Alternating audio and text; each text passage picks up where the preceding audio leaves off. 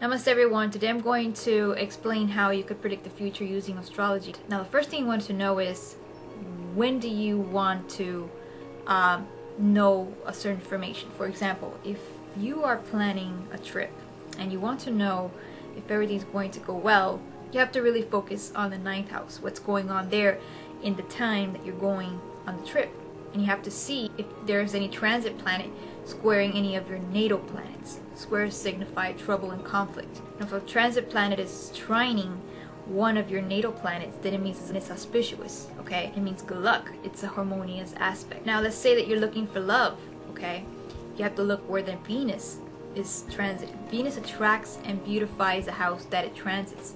So if you're looking for love, it will give you a hint of where you should look. For example, if Venus is transiting your 11th house, it's giving you a hint that you should be looking in clubs and bars, and I'm not really advocating that, but you could be looking also into art festivals, you know, any social gathering that you go to. Venus is lurking around that area. Now also Mercury retrogrades are very helpful for everything, especially traveling, because you don't want to be traveling during, you don't want to make travel plans that fall during a Mercury retrograde, because then your flight might be delayed.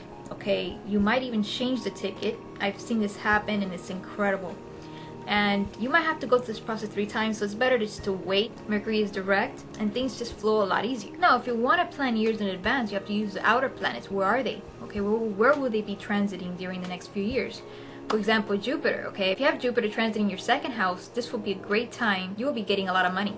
And I have a friend of mine, he's a Leo rising. He has Jupiter in the 2nd house, and he's getting bonuses. And also an example, if you have Jupiter transiting your 1st house, you might have to be careful gaining weight, because Jupiter tends to expand every house that he goes into, and when he goes into the 1st house, he expands the image.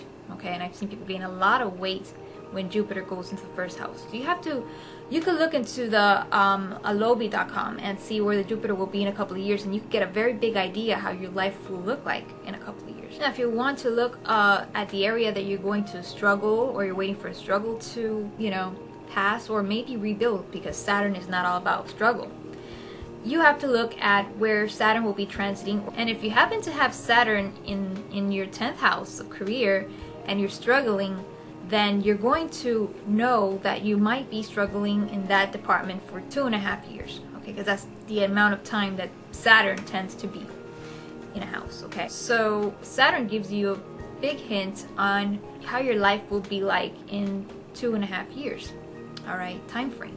Now, if you want to measure a between 7-year period, you have to look at Uranus. Where in your chart Uranus is stationed, all right? Is Uranus in your 5th house? You know, and that's why you get on and off in relationships for these 7 years. You just keep getting people, and they just keep going very, very quickly, and nobody ever settles down. You have to look at Uranus, and you have to see where is he transiting and why, okay? So you could look ahead with Uranus, you know, on a broader sense of what's going to be, you know, the major changes going on.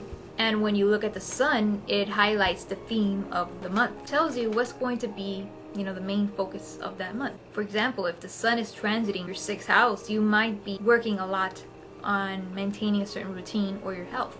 Okay, that's going to be your focus. Like, okay, I got to organize myself. I have to wake up at a certain time, and I got to make sure that I do it right. You know, it's your focus. And the lunar cycle, what it does is that it helps you pick up that energy that you have from the sun, okay, from that phase, from that theme. The moon is like a meter. It measures the intensity of whatever it is that you choose to do during that month. The moon narrates a story of what it is that you're focusing on that month. What it is that the sun is making you focus on that month, because it reflects the sun. If you're looking to see, you know, when is your illness going to improve if you're sick, or when is the time when you're going to feel real good and energized, you have to look at the Mars. Where is the Mars placed at? Where is Mars transiting?